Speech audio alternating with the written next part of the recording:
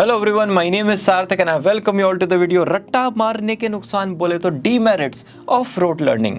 सबसे पहले आते हैं रट्टा मार सीरीज का, ये है वीडियो नंबर 2। पूरी प्लेलिस्ट का लिंक आपको आई बटन और डिस्क्रिप्शन में मिल जाएगा। मुझे तो एक ही आंसर आता है, क्वेश्चन कैसा भी आ जाए मैं तो एक ही आंसर लिखूंगा। ये सबसे बड़ा प्रॉब्लम है रोट लर्निंग का। आप ना तो अपनी तरफ से प्रेजेंटेशन प्लान कर सकते हो, ना ही कुछ कीवर्ड्स चेंज कर सकते हो, और अगर क्वेश्चन हल्का सा ट्वीक हो गया ना, हल्का सा चेंज हो गया, आप भी चेंज हो जाओगे। आपको समझ ही नहीं आएगा कैसे आंसर करना है।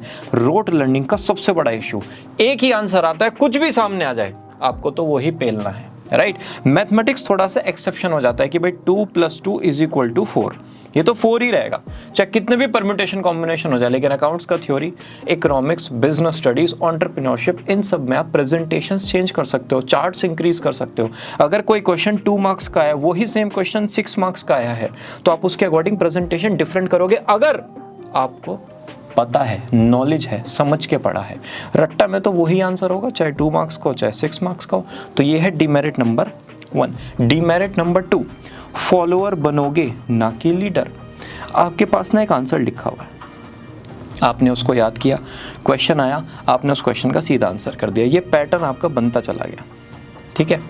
फिर आप धीरे धीरे जॉब में गए, जॉब में आपको एक पर्टिकुलर वहाँ पर इंस्ट्रक्शंस मिली, उसमें भी ऐसी लाइंस होंगी, इंस्ट्रक्शंस ऐसे लिखी हुई, बेटा ये करना, ये करना, ये करना, ये करना है। आपने फिर उसमें फॉलो कर लिया पैटर्न। फिर आप धीरे धीरे ना लीडरशिप रोल पर आने की सोच रहे हो, या फिर आप सोच रहे हो भाई धीरे धीरे पैकेज इंक्रीज करते हैं। वहाँ पर ये मिलना बंद हो जाएगा। वहाँ पर आपको अपने सबऑर्डिनेट्स के लिए, जो आपके जूनियर एम्प्लॉयज़ हैं, उनके लिए इंस्ट्रक्शंस प्लान आउट करने हैं। यहाँ गड़बड़ हो जाएगी। आप फॉलोअर तो बहुत अच्छे बनोगे रट्टा मार के, आप लीडर अच्छे नहीं बन पाओगे। लीडर अगर बनना है तो सोचना सीखना पड़ेगा। हर टॉपिक के pros and cons, past, present, future, तीनों को प्लान आउट करना सीखना पड़ेगा।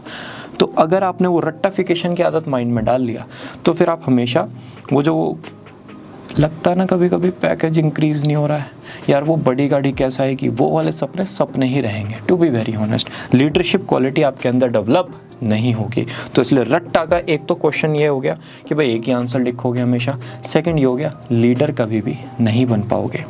नंबर 3, कनेक्शंस नहीं बनते। ए भैया हमने ना आंसर याद किया कि भाई ठीक है, हमें इस दिन आज़ाद हुए, उसके बाद 1991 में थोड़ा सा फॉरेन डायरेक्ट इन्वेस्टमेंट आया, फिर एक ट्रेंड चला भाई अब्रॉड्स में, जो हमारे इंडिया के स्टूडेंट्स हैं वो अब्रॉड में पढ़ने जा रहे हैं डिफरेंट यूनिवर्सिटीज़ में, चाहे वो यूएस की हो, चाहे वो यूके की हो, चाहे वो कनाडा वगैरह की हो। उसके बाद वो बच्चे वहीं पर रह गए, वो इंडिया में आए ही नहीं। फिर उसके बाद एक ट्रेंड स्टार्ट हुआ एंटरप्रेन्योरशिप का। आपको अगर ये हिस्ट्री पता है ना, तो आप फ्यूचर को प्रिडिक्ट कर सकते हो कि भाई ठीक है, आने वाले टाइम में जो बच्चे बाहर भी पढ़ने जाएंगे ना, वो भी वापस इंडिया में आएंगे, इंडिया के प्रोडक्ट्स को ग्रो करेंगे। ये अगर पास्ट आपको पता है तो फ्यूचर प्रिडिक्ट कर पाओगे। ऐसे ही सेम केस में अगर आपको आंसर एक पता है, अच्छे से समझ आ गया, फिर आप अगले आंसर से उसका लिंक बना सकते हो कि अच्छा ठीक है, मतलब यहाँ पर ये चीज़ डिस्कस हो रही है, यहाँ पर ये चीज़ डिस्कस हो रही है, और ये दोनों इतने पैरेलल टाइम में हुए होंगे। 100 ईयर्स की ये पूरी कहानी है। आपने सिर्फ डेट्स याद किए मल्टीपल, कि भाई 1957 में ये हुआ था, 87 में ये हुआ है, 91 में ये हुआ है, 2004 में ये हुआ, 2008 में ये हुआ है, बस वो रट लिया। आप कभी भी कनेक्शंस नहीं बना पाओगे हिस्ट्री से रिलेटेड या किसी भी सब्जेक्ट से रिलेटेड। तो ऑटोमेटिकली जो लर्निंग कैपेसिटी है बहुत ज़्यादा डिक्रीज हो जाएगी। सोशली इनएक्टिव बन जाओगे। रट्टा हमेशा लगता है अकेले। आप ग्रुप स्टडीज़ नहीं करोगे, आप रिसर्च नहीं करोगे, आप मीनिंगफुल लर्निंग नहीं करोगे। टीचर से बात करना, जब उन्होंने पढ़ा दिया उसके बाद उनसे डाउट्स पूछना, फिर ग्रुप स्टडीज़ करना, थोड़ा सा क्रॉस क्वेश्चनिंग करना फ्रेंड्स के साथ, कुछ एक्टिविटीज़ करना, रोल प्ले एक्टिविटीज़ करना, जिसके थ्रू आपको सब्जेक्ट की क्लैरिटी होती है। ये सब चीज़ होती है सब्जेक्ट को समझने के लिए। अब आपको तो वो समझना ही नहीं, आपको तो रटना है, तो रटना तो अकेले ही होगा।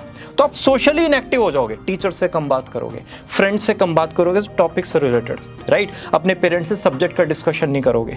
तो ये सब की वजह से थोड़ा सा अकेलापन भी आ सकता है।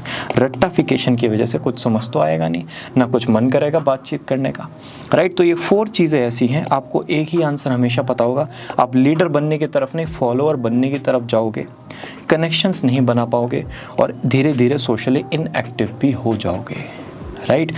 इन 4 डीमेरिट की वजह से आपको रट्टाफिकेशन प्रैक्टिकल लाइफ में नहीं करना है। स्टार्ट तो प्रैक्टिकल लाइफ से होता है, लेकिन हमें एंड वहाँ पर नहीं करना है। फॉर एग्जाम्पल, हम रोट लर्निंग को लोएस्ट पॉइंट ऑफ लर्निंग से स्टार्ट करेंगे और हाईएस्ट पॉइंट ऑफ अंडरस्टैंडिंग तक लेके जाएंगे। भाई आपको पता है कि ये इंडिविजुअल है, ये हमारी मम्मी है, एक ही इंडिविजुअल है, ये हमारे पापा हैं, ये चाचा जी हैं, ये ताऊ जी हैं, ये नाना हैं, ये नानी हैं, ये दादाजी हैं, दादी जी हैं। आपको पूरा फैमिली पहले रटवाया जाता है कि भाई ठीक है मम्मी, बेटा इसको भाभी बोलो, बेटा ये चाचा हैं, बेटा ये ताऊ जी हैं, बेटा पैर छुओ। ऐसे धीरे धीरे आदतें पड़ती हैं, फिर धीरे धीरे स्ट्रक्चर समझ में आते हैं बड़े होने के बाद। अच्छा ये थर्ड जनरेशन है घर की, मेरे दादाजी वहाँ से आए थे, उन्होंने फिर जॉब किया, फिर उनके 3 बच्चे हुए, फिर उनमें से एक ये है, उनमें मैं ऐसे ऐसे पूरा फैमिली ट्री समझ में आता है। पहले रटा, लोएस्ट पॉइंट ऑफ लर्निंग, धीरे धीरे फिर highest point of understanding I. अब सोचने की ज़रूरत नहीं, अब क्लैरिटी हो गई।